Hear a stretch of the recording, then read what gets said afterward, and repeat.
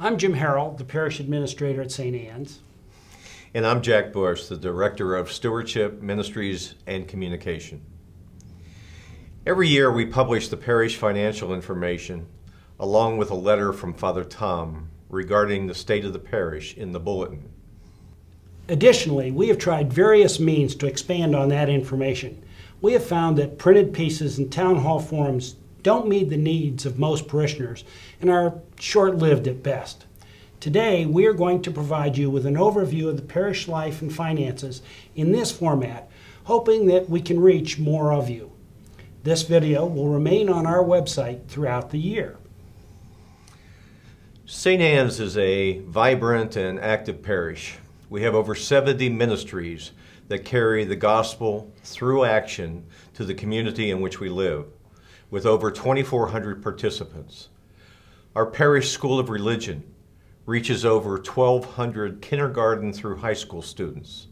And we have a youth basketball program that reaches into the community and brings fundamentals of sportsmanship and teamwork to over 500 youth annually. Our liturgy department coordinates over 1,000 masses annually, bringing together sacristans, lectors, altar servers, and extraordinary ministers. Our preschool ranks among the best in the Archdiocese. And our mission trip programs, both domestic and international, all allow over 150 parishioners to reach out into the world and be the hands and feet of Christ. Sacramentally, we have prepared parishioners, and we've provided 146 baptisms, 175 First Communions, and we confirmed 148 high school students. Additionally, 45 couples professed their vows and were married. Father Lamartine is revitalizing our adult faith formation programs. A new speaker series will be offered, and our Faith Shares ministry continues to provide retreats for adults of the parish. Our Footsteps on the Journey ministry provides days of reflection to keep both that retreat experience alive and to broaden the knowledge of our parishioners in their faith. The parish library, with its many and varied materials, provide resources for that continued education. Pastoral Care reaches out to hundreds of parishioners annually in their times of need and facilitated 45 funerals last year. Our new parish nurses program is exciting, progressive, and a tremendous asset to the parish. And of course, the spiritual direction program with 2 spiritual directors on staff walking with parishioners on their journey is a blessing.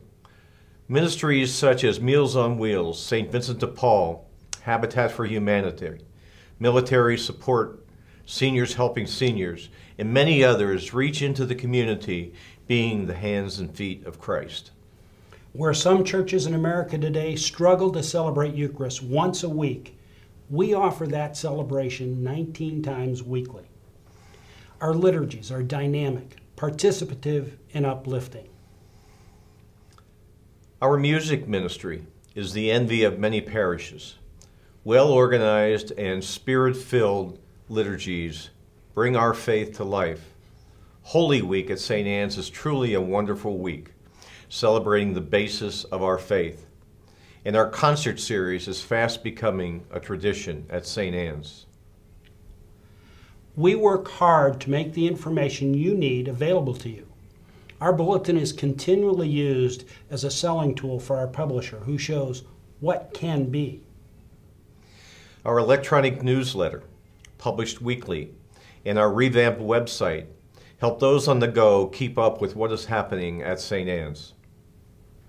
The most basic tenets we have when it comes to your gifts are transparency and accountability. You, as a parishioner, need to feel comfortable and confident that your support of our parish is being used wisely to accomplish the mission of the church. While not everyone will agree with every aspect of funding, all should have access to and be able to agree that they know how we are using these gifts. Father Tom spoke at his homily on Time, Talent, and Treasure weekend of the co-responsibility that we all share with the direction and functioning of our parish. To that end, 2 councils are in place to work to fulfill that co-responsibility. The Parish Pastoral Council works to set the vision, while the Finance Council oversees the finances to make sure there is an alignment between vision and expenditures. As to accountability, we have varied controls in place. First and foremost is the Finance Council that is mandated by canon law for each parish. This group consists of parishioners with a background in finance and audit that give of their time and talent to oversee your gifts. On a monthly basis, our books are closed and monitored by the Archdiocese. We are proud that we close our books by the 20th of the following month, while the norm in the diocese is a month longer than that. Finally, on a regular basis, we are audited by the Archdiocese of Atlanta, who reviews our processes, practices, and accountability.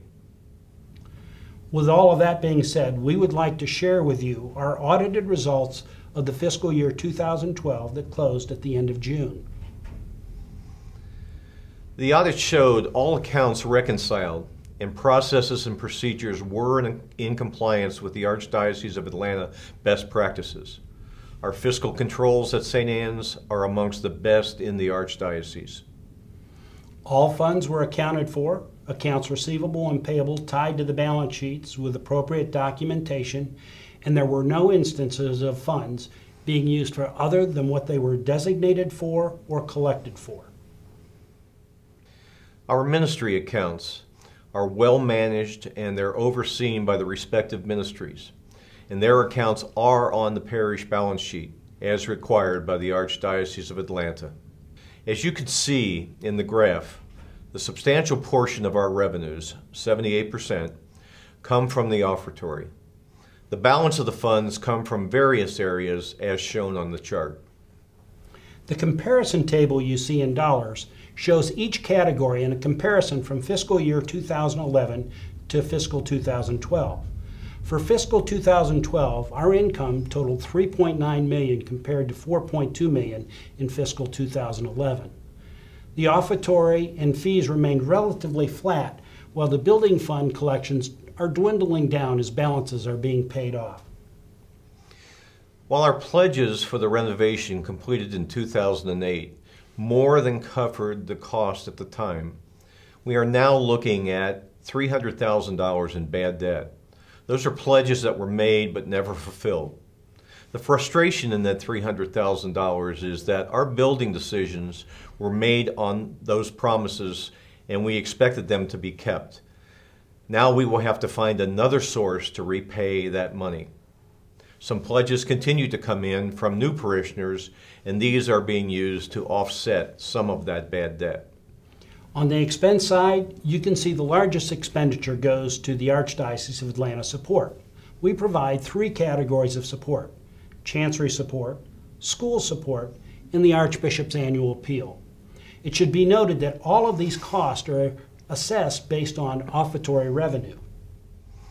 In regard to these categories, the Chancery has reduced expenses by over 10% over the last few years, thereby lowering those assessments.